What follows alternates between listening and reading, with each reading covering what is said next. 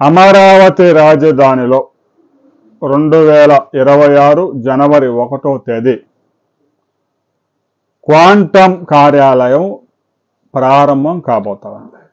మరి ప్రస్తుతం ఇప్పుడు అక్కడ చూస్తే ఇంకా పునాదులు తవ్వే దశలోనే ఉంది కదా అని మీ అందరికీ అనుమానం రావచ్చు.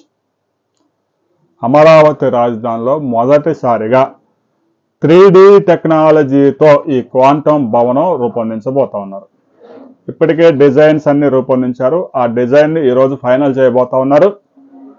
90 రోజుల్లోనే 40,000 చదరపు అడుగుల విస్తీర్ణంలో ఈ భవనం సిద్ధం కాబోతా ఉంది. సాధారణంగా ఇటుకలు, సిమెంటు, ఐరన్ రాడ్లు, కంకర వీటితో నిర్మించే భవనం కాదు. 3D టెక్నాలజీతో అధునాతన సాంకేతిక పరిజ్ఞానంతో ఈ భవనాన్ని రూపొందించబోతా ఉంది.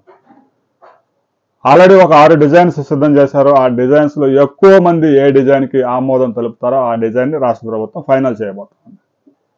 రాబోయే 4-5 రోజుల్లోనే డిజైన్స్ ఫినిష్ చేసి టెండర్స్ కూడా కాల్ చేయబోతా ఉన్నారు.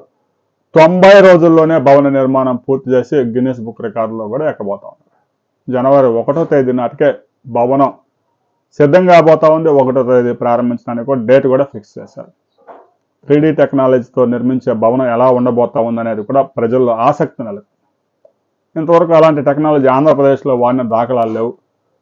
ఏదో వీడియోల్లో చూడటం, అక్కడక్కడ జర్మనీలో అలాంటి ప్రాంతాల్లో 3D టెక్నాలజీతో భవన నిర్మాణాలు చూసాం. కానీ భారతదేశంలో ఆ క్రెడాయి నిర్వహించే ఆ ఎగ్జిబిషన్స్లో అక్కడక్కడ చిన్న చిన్న నమూనాలు చూసాము.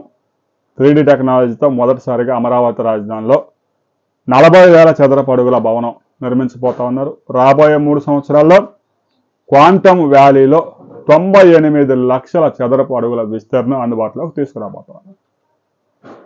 రాబోయే కొద్ది రోజుల్లో అమరావతి రాజధానిలో ఒక సంస్థ భారీ పెట్టుబడులు పెట్టేందుకు ముందుకు వచ్చింది. ప్రస్తుతానికి చర్చలు జరుగుతూ ఉన్నాయి. ఆ చర్చల సారాంశంతో మరో వీడియోలో మనం తెలుసుకుందాం.